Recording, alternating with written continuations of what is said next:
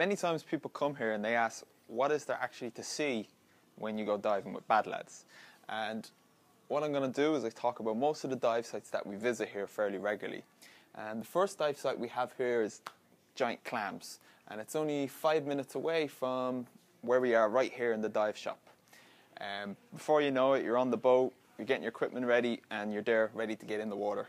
And the reason it's called Giant Clams is, well, there's a whole load of giant clams there. And these giant clams are maybe 50, 60 years old. They're about this big, about this wide, and there's about 20 of them. They've been sitting there for a long, long time now. They harvest them from another part of the Philippines, purposely so people can come down and dive and see these amazing, massive clams. Also, what we have out here is when we go a little deeper, we have all the sandy area.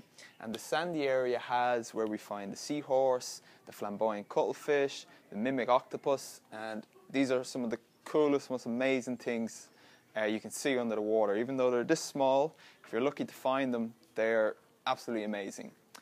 If we come out here then a little bit, past the snorkeling area, we find Manila Channel. And this is another area where there's coral running the whole way here and then around the coral. This dive site, not too deep, sometimes it has a little bit of current, but it's a nice amount of current that it just pushes you all the way back into the bay here. And when you come up, you're normally right just before the snorkel area starts, so we can keep away from them. And then coming over here then, we have the Secret Bay. And Secret Bay, up to a couple of years back, no one really dived here because this is where they were repairing lots of the wooden boats in the area. And it became an area for when people couldn't repair the boats, they just pushed them in the water. And for that reason, it wasn't a nice place to dive. But over the years, all the fish kind of just populated these areas, and because no divers went there, all the local life just flourished and exploded. So when we go here, we find lots of really rare things. We even find the hairy frogfish, which is very, very rare. Sometimes we find it, sometimes we can't find it. All we can do is just suggest that we might see it. And then as we continue here around the corner towards Sabang, we have Alma Jane Wreck. This ship was sank purposely for divers to dive on. It's about 30 meters down. It's about 30-meter long wreck. It has a rope the whole way down, so it's just like climbing a ladder. You don't just have to dive into the blue to find it. It's really easy to get there. Sounds hard because it's a 30-meter deep, but it's actually pretty simple as deep dives go. And on that wreck there's tons of life. You almost have to push the fish out of the way to actually see the wrecks. The wreck over the years has kind of bits have fallen off, so it's actually really simple to go inside it where the some of the cargo spaces are. And because it's a cargo ship, there's holes the whole way along the hull, and there's daylight, so when you go inside it's not dark or anything. It's really safe and easy to see inside, and we've tons of batfish and snappers swimming around. Sometimes we even get the stonefish and even frogfish and scorpionfish, things like that hanging around there. Then as we move further around, we have Sabang Rex, and Sabang Rex is a really popular dive for finding turtles. As we go in shallower, we have the seagrass here, and the seagrass is a spawning area for lots of really small fish to go, and it's also where all the green sea turtles go to eat, and they love eating the seagrass there. So 9 times out of 10 we go there, we find a turtle. And we find, the other day we found a little small one, a juvenile. Other days there's a big one there, big male, maybe 60, 70 years old, really a giant of a fish, turtle should I say. Then, as we come along here, this whole section here, this is just coral. All of this is maybe 1 kilometer long, and it's just full of coral. In some sections it slopes down, and in other sections there's a sheer drop off into the deep.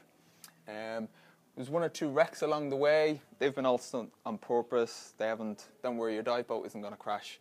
As we come along here then, really beautiful coral. Sometimes we find on the sea fans, we find the pygmy seahorses, which are really, really rare, really hard to find. And then as we come to this corner here, Escarcio Point, this is where we have Hole in the Wall. And Hole in the Wall is where, over millions of years, the tide going in and out has forced a hole into this rock, and it's maybe 3 meters long or so, and you can actually swim down and through this hole in the wall. And as you come up, you look up, and this is where the current is a little stronger, and this is where the big fish come in, and they love strong current because it gives them a chance to rest. So usually we have to rest as well because it's fairly strong. So you dig in, hold on to maybe an old rock or something, and then you look up and you see all the big trevallies swimming around. Really amazing, beautiful place. And then if we go deeper here, off the hole in the wall, we find the canyons. And canyons is a really beautiful dive. It's my personal favorite dive. It has the nicest coral in the area because all the nutrients coming from this direction and this direction get channeled down into the canyons. And there are 3 canyons running side by side at about 30 meters long, and in these canyons the fish go in there to often hide from the current when it gets a little bit too strong. And there you get really beautiful corals, tons of nudibranchs, octopus, moray eels. Everything comes in here in these little small canyons to get away from the current, so you're always surrounded by fish. And also, if the current is not too strong, sometimes we can navigate to the old anchor, and there's an anchor about maybe twice the size as me, a couple of times heavier, and this is from, allegedly, from an old Spanish galleon that hundreds of years ago dropped this anchor over and was never able to get it again. It's dug into the coral, you cannot move it. The coral has just consumed it and overtaken this massive anchor. But when you find this, this is normally a sign that we're in the start of the canyons. And then as we come around the corner here, we have another dive site called Kilima Steps. And it's a series of steps that just go deeper and deeper and deeper. And recently, this is where we have been finding the treasure shark. So if you're very, very lucky, if you get up early in the morning, we can go here, normally about 25 meters, and we see a really, really extremely rare treasure shark. And if you've never seen a treasure shark before, it's a shark about this long, and then its tail is about the same length again. It's a really, really rare shark to see. Normally people see them on submarines down on oil rigs. That's how deep they normally are. So if you see one of these, you're very, very lucky. As we come around further down, we have Sinandigan Wall. And still to this day, I'm not really sure why, but this has an absolute abundance of nudibranchs. So if you're a photographer, you like taking pictures of nudibranchs, this is the perfect dive site to go because there's so much range of nudibranchs to see on this dive. As we come around here again, we have Coral Cove. And Coral Cove is really nice. Sometimes there's some mooring lines there, so we can easily connect and then go down and find the dive site. Here we get lots of, again, lots of nudibranchs, but we also get lots of smaller stuff for the macro photography. This is also a favourite of mine because I like taking pictures. So we really like to take photographers here because it really gives them a chance. Normally there's not a strong current, so often you can just sit there for 40 minutes, 50 minutes, just taking pictures in a very small area, because even in a very small area there's so much to see. And then if you come around here again, our last one is boulders.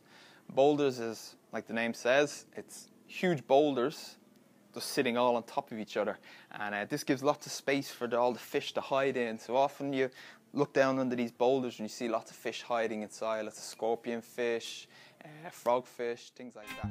Good to see you here, sir.